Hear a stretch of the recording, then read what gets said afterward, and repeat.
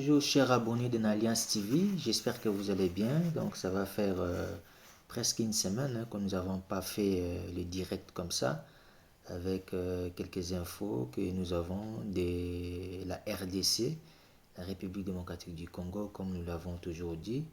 Donc ça va être notre centrale, je vais dire mode central dans le sens où la majorité de nos informations proviendra plutôt de ces pays. Donc aujourd'hui, nous avons quelques sujets à aborder. Donc on voit le problème de l'accident qui a eu lieu encore au niveau du fleuve Congo, donc dans un village où on parle de quelques dizaines de personnes, plus même, décédées. Donc on va le suivre. Et ensuite, l'histoire qui a fait le buzz en fait de l'avion du président de la République démocratique du Congo, qui est resté 40 minutes en l'air. Donc, ils ont eu du mal à atterrir, tout simplement parce qu'il y a eu les coupures donc, à l'aéroport international, s'il vous plaît, 21e siècle. Bon, là aussi, on va suivre. Et ici, je voulais quand même nous puissions parler. L'Afrique, où est-ce que nous partons? Où est-ce que nous partons? Nous allons où l'Afrique? Pourquoi nous voulons imiter à chaque fois ce que l'Occident fait? Dans ce que l'Occident fait, il y a beaucoup d'erreurs dans ce que l'Occident a fait, beaucoup, entre autres, entre guillemets, ce que vous appelez l'égalité des sexes. Je ne sais pas si même les termes, donc quand vous entrez dans les termes, c'est ce qui a fait aujourd'hui que l'Occident, nous voyons ce qu'on appelle le féminisme. Donc il y a beaucoup de trucs. L'Afrique a arrêté un peu de copier. Ça, je parle précisément de notre pays. Et la première ministre, donc vous êtes déjà là. Cela prouve que donc les Congolais sont développés, mais arrêtez avec vos systèmes là, l'égalité là qui pousse Satan qui est le maître de cette idée là, donc à détruire. Vous ne voyez pas comment l'Occident est détruit, et c'est ce que vous voulez faire. Donc gardons notre lignée selon ce que Dieu a donné à l'Afrique. C'était juste ça, juste un clin d'œil et un conseil en général pour passer. Je voulais suivre les infos et puis on va décrypter à la fin ou commenter et décortiquer. Voilà, merci beaucoup. C'est parti. Bonsoir, je le disais en liminaire de ce journal, le fleuve Congo, ces géants majestueux qui nourrit nos espoirs, c'est pour la énième fois transformé en théâtre de tragédie. Une embarcation assombrée, corps et biens comme Titanic, emportant des vies dans le silence des eaux profondes du majestueux fleuve Congo. Reportage. Énième naufrage d'une baleinière dans la province de l'Équateur. Les bilans est lourd. Plus de 86 morts, dont 60 élèves qui s'apprêtaient à reprendre le chemin de l'école. La surcharge serait à la base de ce naufrage qui a endeuillé plusieurs familles, en croit la société civile locale. L'administrateur du territoire de Bassan-Koussou, Madame Odile Mbela, a confirmé cet accident et dresse ses bilans provisoires. Bon, il y avait un naufrage au niveau du groupement Wakabokeka. Dans l'embarcation, c'était 129 personnes, dont le HB Moïse. 129 personnes. Et quand l'accident s'est fait à partir de 19h, il y avait 8 morts que j'ai trouvés là sur place, dont 5 femmes et 3 hommes. Les 96 personnes rescapées étaient là, les 25 disparus, on ne le voit pas. Dans les 96 rescapés, il y avait 22 hommes, 39 filles et 12 garçons, 23 filles qui venaient de l'école sont des rescapés. Le 25 disparus, il y avait aussi des élèves qui étaient là-bas pour rentrer dans l'année scolaire ici à Bassan. Les recherches se poursuivent pour retrouver les survivants. Les accidents à répétition sur le fleuve Congo remontent à la surface. La question sur la sécurité des personnes et de leurs biens à bord des embarcations est celle liée au port obligatoire des gilets de sauvetage pour tout passager à bord d'un bateau, d'une baleinière ou d'un canot rapide. Où en est-on aujourd'hui avec la mise en œuvre des instructions du gouvernement de la République à cet effet? La question reste posée. Et comme si cela ne suffisait pas, une baleinière a pris feu à Lukolela en remontant de fleuve à quelques encablures de là, consumant ainsi en quelques instants ce qui devait être un simple voyage. 2 drames, une même douleur, 2 naufrages de trop sur un fleuve qui très souvent devient un linceul pour les siens. Le bilan, hélas provisoire, vous l'avez suivi dans ce reportage d'Oscar Mbal, et de 86 morts, nous y reviendrons. L'Internet le plus rapide, ça change tout. Des gradins dévastés, de sièges arrachés, de vitres brisées. Voilà, c'est le spectacle que nous a offert le mardi dernier au stade de Martyrs sur une pelouse synthétique qui a été profanée.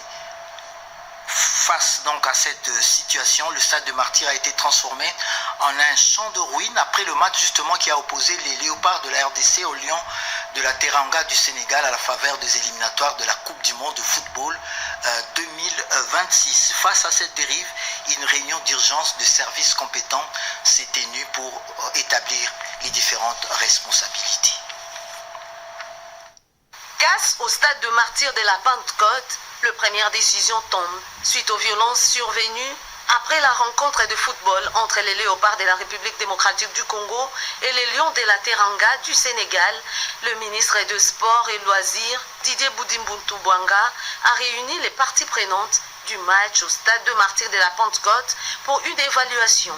Au cœur des échanges, faire le point sur les failles sécuritaires constatées, affluence incontrôlée et trafic illicite des billets. Parmi les solutions envisagées, l'on note le renforcement des infrastructures du stade, la formation des stadiers et digitalisation de la billetterie. Le patron des sports, Didier Boudimbuntu Bouanga, a promis des sanctions exemplaires. Les casseurs déjà interpellés répondront de leurs actes devant la justice. Une nouvelle réunion est annoncée pour de mesures concrètes visant à sécuriser les grands événements sportifs à Kinshasa, la capitale. Et puis ce nouveau rebondissement dans l'affaire opposant l'ancien président de la République, Joseph Kabila Kabange, à l'auditeur général des forces armées de la République démocratique du Congo, pour notamment espionnage. Alors que tout le monde attendait le verdict ce vendredi, la haute cour militaire, le premier président de cette haute juridiction, a dès l'entame de l'audience informé l'assistante de la requête introduite par les avocats de la partie civile RDC, sollicitant la réouverture du débat afin de présenter de nouveaux éléments de preuve à leur disposition. Selon maître Richard Bondo, président du collectif des avocats de la partie civile RDC, il est notamment question de faire comparaître 3 personnes et de démontrer les traces bancaires pour lesquelles l'ancien président de la République finançait le terrorisme en RDC. La prochaine audience est fixée au vendredi 19 septembre prochain afin de découvrir les nouveaux éléments qui s'ajoutent dans cette affaire donc à suivre. Le système fiscal congolais connaît une réforme après, justement, il y a une campagne de vulgarisation qui est en train d'être menée et hier, c'est la première ministre qui a officiellement commencé cette campagne de vulgarisation. Commentaire de Chimène Dondo. Double engagement du gouvernement pour les réformes fiscales et l'égalité de sexe. La première ministre Judith Suminwa a lancé ce jeudi à Kinshasa la campagne de vulgarisation de la nouvelle fiscalité directe, une réforme majeure qui a introduit des impôts distincts. L'impôt sur les sociétés, IS, et celui sur le revenu de personnes physiques, IRPP. Objectif, moderniser un système vieux de plus de 50 ans, jugé inéquitable et source de corruption. Avec la réforme de la facture normalisée, dont la généralisation a été lancée en août 2025, le gouvernement ambitionne de rendre le système fiscal de la République démocratique du Congo plus équitable, efficient et performant. Il s'agit donc d'un véritable changement de paradigme qui permettra à la République démocratique du Congo de se hisser au rang des nations qui mettent la fiscalité au service de l'équité et du développement. La chef du gouvernement appelle à une collaboration étroite entre l'État et le secteur privé afin d'assurer une transition harmonieuse et préserver le climat des affaires. Pour l'égalité de sexe, le gouvernement publie son rapport national. Judith Souminois Toulouka a assisté à la présentation officielle du rapport national sur l'égalité de sexe en partenariat avec le ministère du Plan et l'ONU Femmes. Ces rapports révèlent de fortes inégalités, notamment dans l'emploi, l'éducation et la santé, souvent ancrées L'emploi là dès même, ils n'avaient l'enfance. pas encore même Le créé rapport ça. dont Il il y a est des hommes question qui ce cherchent jour encore le ressort boulot, ils n'en ont pas. l'ampleur des inégalités des sexes dans notre société. Bien Pitié plus, pour vous. il démontre également de manière explicite le lien solide entre l'autonomisation des femmes, l'égalité des sexes et la croissance économique, tout en contextualisant les incidences y relevées Mais ça par rapport sonne au progrès bien en à faire français. vers Mais l'atteinte des vous ne objectifs de réalisez pas que vous développement faites des durable. bêtises. Pris sur cet angle, il constitue un outil non seulement de prise de décision, Nous mais surtout déchirons nos Bibles alors, de prise de jetons les Bibles alors. conscience Pourquoi nous de utilisons ça? l'ensemble des citoyens de ce pays. La première ministre Vous ne Judith respectez pas Souminois ce que dit la Bible. Toulouka appelle à transformer les recommandations du rapport en actions concrètes au service d'un Quand tu développement vas leur durable demander, mais non, c'est et pas des comme ça inclusif. qui parlent, c'est pas de ça qu'on parle. Au ministère du Plan, l'on poursuit la croisade du tableau numérique de suivi des réformes sur le climat des affaires. Suivez ce reportage de Yvette Makouti. Ministre d'État, ministre du Plan et de la coordination de l'aide au développement, Guylaine Nyembo, poursuit sa tournée de présentation du tableau numérique de suivi et d'évaluation des réformes du climat des affaires auprès des ministères réformateurs. Après les ministères de la Justice et de l'Économie, Guylaine Nyembo était avec le ministre de l'Emploi et Travail, Ferdinand Massamba. Avec l'appui de la cellule du climat des affaires de la présidence de la République, les ministres d'État a présenté l'outil numérique détaillé des assignations propres à chaque portefeuille et réaffirme ainsi les messages centraux du gouvernement. Nous avons voulu faire cette tournée pour que nous puissions faire le suivi et sensibiliser encore une fois de l'urgence du sujet. Ce qui m'a beaucoup intéressé, c'est parmi les 3 réformes qu'on a laissées, le projet du décret qui va mettre en place un conseil supérieur de l'emploi, notamment on va parler d'un contrôle unique qui doit être déclenché et ensuite sur la révision du code du travail. Même exercice au ministère des Ressources hydrauliques et électricité, Guylaine Nyembo a échangé avec le ministre d'État Aimé Molendo. Cet outil numérique est un indicateur ou une boussole pour garantir les investissements en République démocratique du Congo dans la concrétisation des réformes prévues dans les plans national stratégique de développement 2024-2028. Et puis en marge de la rencontre des régulateurs de pays de l'Afrique australe qui se tient à Kinshasa, le président de la RPTC, l'autorité de régulation des postes, téléphones et de communication, a saisi cette opportunité pour appeler aux opérateurs des réseaux mobiles, les fournisseurs de services Internet ainsi que les services de télédistribution de se conformer jusqu'au 24 septembre. Ils doivent mettre leur dossier à jour pour ne pas subir la rigueur de la loi. Réunissant les régulateurs de pays d'Afrique australe, cette association qui comprend 7 pays justement de la sous-région se sont réunis à Kinshasa et le président Christian Katende a rappelé l'importance de cette rencontre de la capitale congolaise. L'autorité de régulation des pays d'Afrique australe se penche entre autres sur l'élaboration de la stratégie pour l'économie numérique en vue de combler le déficit d'utilisation du haut débit grâce au Fonds de services universels. Le président de l'autorité de régulation de la poste et des télécommunications de la RDC, M. Christian Katende, a salué les efforts conjoints des pays membres pour la promotion de l'inclusion numérique. C'est une réunion qui porte sur tout ce qui est infrastructure, inclusion numérique, connectivité, et il y a aussi un atelier sur le service universel. Donc cette réunion du groupe de travail 2, comme il est appelé à l'EACO, se tient ici sur une semaine et les différents sujets que j'ai mis en avant collectivement vont se discuter pour faire avancer la région sur ces problématiques Et il y a entre autres un accent particulier qui est mis sur le service universel parce que beaucoup de nos populations sont exclues de la connectivité, de par le fait qu'elles soient dans des zones éloignées ou qu'elles soient dans des zones qui ne sont pas rentables. Pour la RDC, le service universel est un impératif national afin de réduire les inégalités entre les zones urbaines et rurales. L'EACO est une organisation qui réunit les opérateurs de télécom ainsi que les autorités de régulation des pays d'Afrique australe. Gouvernement et intersyndical national se sont convenus d'un certain nombre d'engagements. Où en sommes-nous avec ces engagements? Les deux parties se sont de nouveau concertées. Les deux parties se sont de nouveau concertées.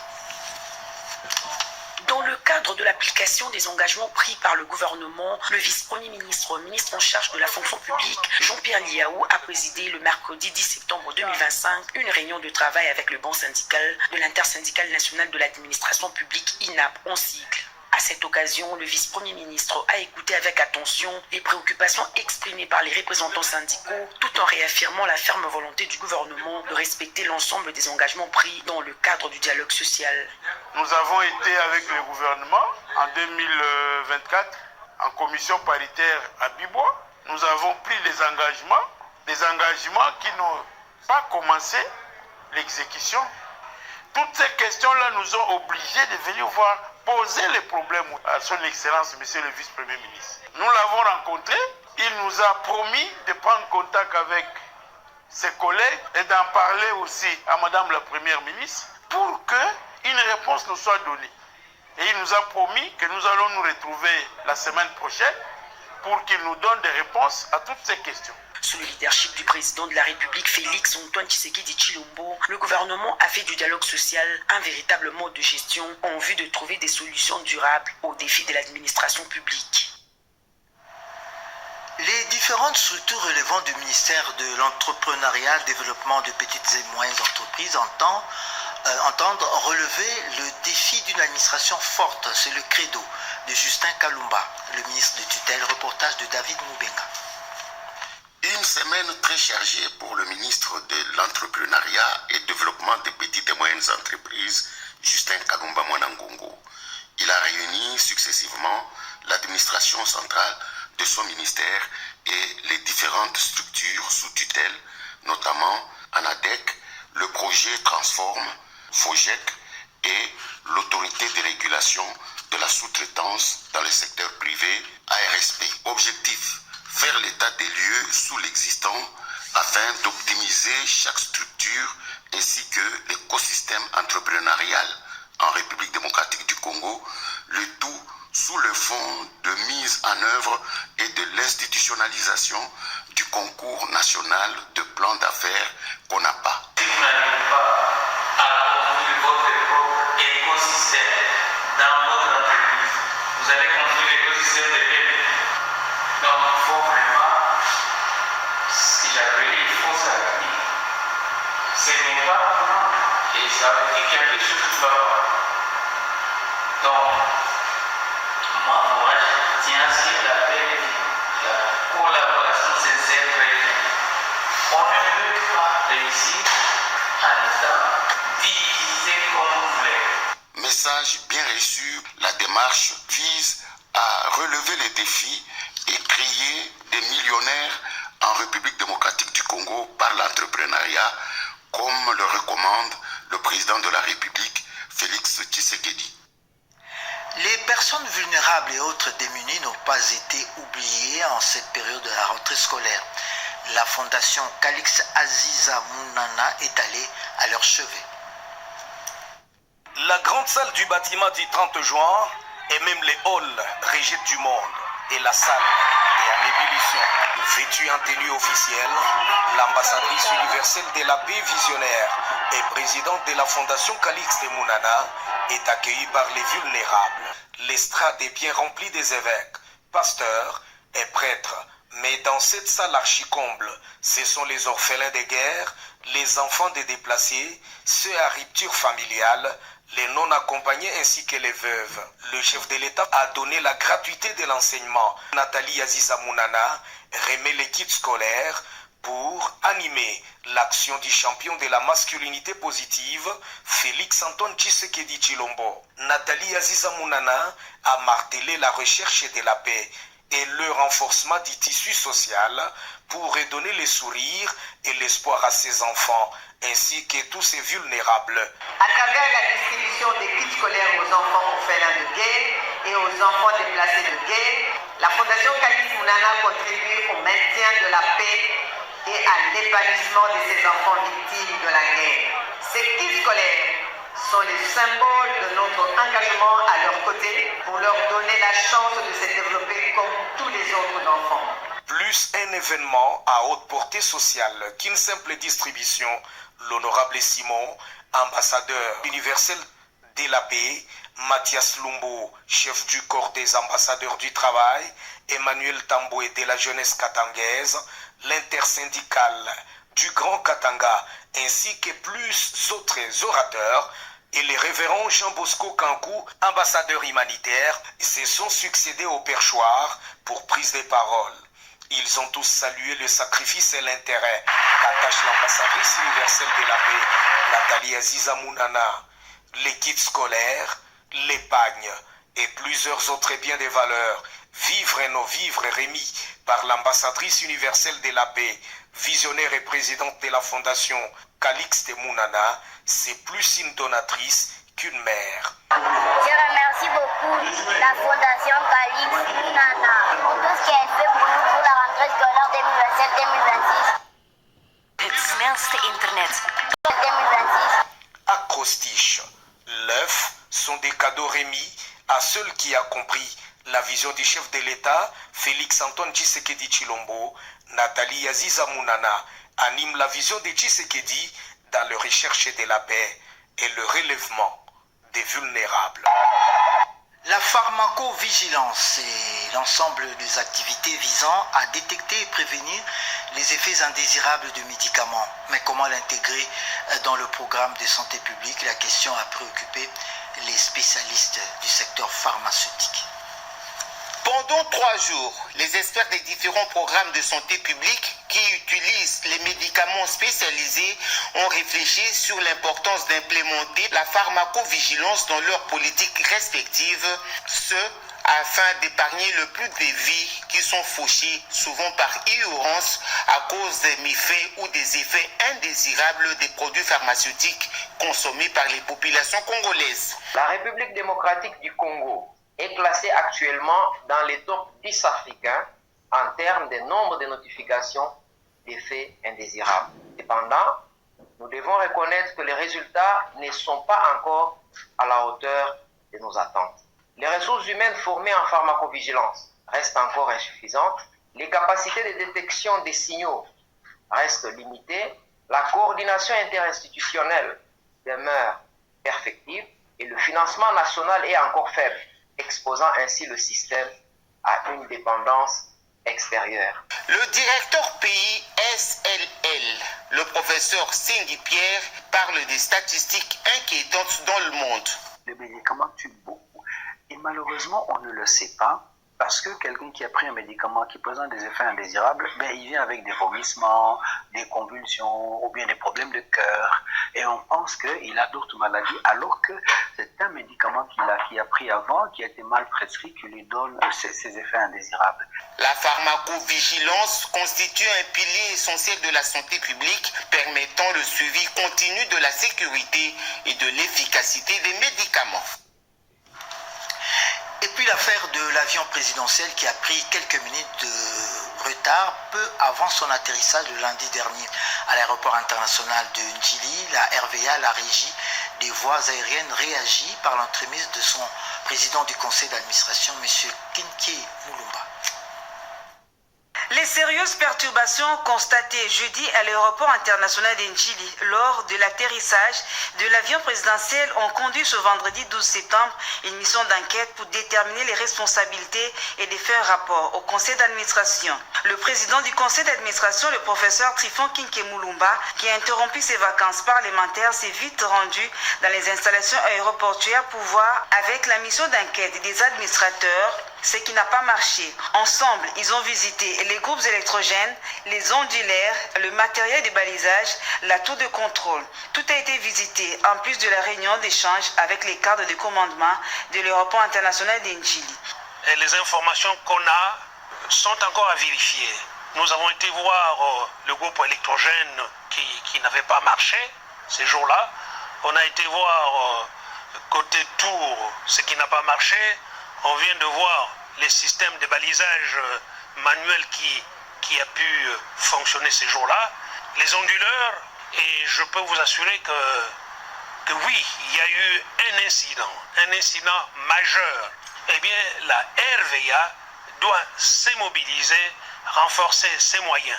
Pour des raisons d'enquête, plusieurs interpellations ont été effectuées. Les résultats de l'enquête sont attendus mardi 16 septembre 2025 pour tirer les conclusions qui s'imposent. Un émissaire du chef de l'État a foulé le sol de la cité de Nkamba, la cité sainte de Kimbanguiste. L'ambassadeur itinérant du chef de l'État a échangé avec le chef spirituel de l'église Kimbanguiste. Dans le cadre de la diplomatie religieuse qu'il gère au quotidien, l'ambassadeur itinérant du chef de l'État, Antoine Gonda Mangalibi, a séjourné dans la cité d'Nkamba, Jérusalem, dans le territoire de Mbanzangungu au Congo central, pour porter le message du président de la République, Félix Antoine Tshisekedi Tshilombo, au chef spirituel kimbanguiste Simon Kimbangu Kiangani. À travers les lignes, ce message exprime la reconnaissance de l'autorité spirituelle et de la puissance divine qui accompagne le ministère du représentant légal de l'église kimbanguiste. Cette divinité a accompagné le président de la République au cours de son premier quinquennat et qui ne cesse de le couvrir à son deuxième mandat. Souvent, il n'y a qu'une personne inspirée qui a la divinité, qui a la spiritualité, qui trouve toujours une solution. Et c'est lui par rapport à son inspiration. Voilà la foi. Le nouveau Galaxy Z. Chaque fois que je viens ici, je vois toujours plus de choses. Mais ici, il y a toujours une progression et vous êtes en train de voir ce véritable développement. Je dois pouvoir dire sans embâche, déjà en venant ici, vous voyez la route qui est en train de se faire, vous voyez l'électricité qui est, le développement qu'il y a dans toute la République, je dirais que Kamba, c'est peut-être la tête de la République. Donc les bénédictions, les prophètes ont passé ce qu'il disait, c'est en train de se matérialiser. Il a par ailleurs salué la dimension développement privilégiée par l'église kimbanguiste. Des hommes d'affaires somaliens sont intéressés par des opportunités d'affaires en RDC. Ils ont échangé à ce sujet avec leurs homologues congolais. La Fédération des entreprises du Congo veut relancer son partenariat avec les institutions sœurs de pays d'Afrique. Raison de cette grande réunion avec une forte délégation des hommes d'affaires somaliens œuvrant au Kenya, au Soudan et en RDC. L'objet de cette rencontre, c'était les opportunités d'affaires que notre pays offre. Comme vous savez, le Congo est un pays qui a beaucoup de potentiel, notamment dans des secteurs tels que l'immobilier, l'énergie et d'autres secteurs. Alors les hommes d'affaires somaliens sont ici depuis longtemps. Ce qu'ils avaient souhaité, c'est maintenant formaliser un peu les liens avec la FEC en tant que secteur privé pour pouvoir discuter notamment des relations avec le gouvernement, les plaidoyers, l'environnement des affaires. Bien sûr aussi, après cette réunion, il y aura des relations entre les entreprises respectives. Et au niveau de la FEC, nous saluons ce genre de rencontres puisque ça va pour créer de l'emploi et aller dans le sens de développer notre pays. La diaspora somalienne s'est déployée dans beaucoup de pays africains. Ils ont créé des affaires. Ce qui les intéresse ici, c'est notamment le secteur des hydrocarbures, le carburant.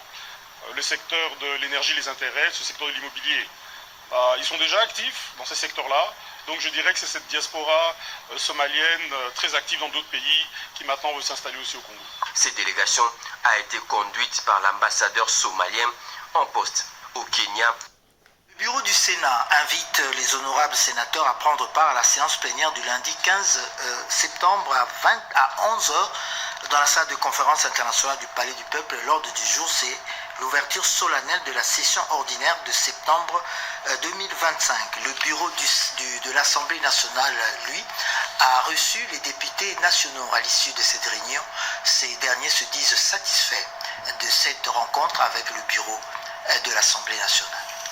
Dans la droite ligne de l'appel lancé par le chef de l'État Félix-Antoine Tshisekedi Tshilombo pour préserver la stabilité des institutions, le président de l'Assemblée nationale Vital Kamerhe a poursuivi les jeudis 11 septembre 2025 les consultations avec les différents caucus des députés nationaux. Les élus du Congo central se sont dit pleinement satisfaits des réponses apportées par les bureaux et ont appelé à la paix et à l'unité. Le bureau nous a répondu naturellement par rapport à nos préoccupations, par rapport à tout ce qu'il y a comme tension, et les députés sont sortis de cet entretien plus ou moins satisfaits, étant donné qu'il y a eu quand même des concessions qui sont annoncées de la part du bureau, et ces problèmes et on passe d'être désamorcés. Nous pouvons que demander à tous les collègues d'être sereins, d'être zen par rapport à la rentrée parlementaire qui s'annonce déjà pour le lundi prochain. Ceux du Grand Kivu, sensibles aux défis sécuritaires, ont invité leurs collègues à faire de la sécurité une priorité en écho à la vision du chef de l'État. Pour leur part, les députés de la Grande Orientale ont présenté les préoccupations et doléances de leur base, exprimant leur volonté d'une collaboration renforcée avec le bureau et les gouvernements. Les élus nationaux du Grand Kasaï ont opté pour la conciliation des vues avec les bureaux dans le but d'éviter la déstabilisation des institutions. Quant aux élus de Kinshasa, ils ont salué l'initiative du bureau visant à apaiser les tensions et ont réaffirmé leur confiance en cette démarche. Enfin, le caucus du Grand Kasaï a pris l'engagement ferme d'œuvrer pour une rentrée parlementaire apaisée, marquant ainsi son adhésion à l'appel du chef de l'État et à la vision d'un Congo uni et stable. Pour finir, les députés nationaux du Congo central ont appelé leurs collègues à la retenue face aux tensions observées à la veille de la rentrée. Cette série de rencontres qui traduit la volonté du président de l'Assemblée nationale et de son bureau de placer l'unité et la stabilité institutionnelle au cœur de cette nouvelle rentrée parlementaire. Notons que la rentrée parlementaire est prévue le lundi 15 septembre 2025 et elle sera essentiellement budgétaire. À 24 heures de la clôture de la cérémonie de la signature de la charte du règlement intérieur de l'Union sacrée, Madame Monège Sélé, M. Guy Luando et Madame Eve Bazaïba ont signé ce vendredi ces documents essentiels.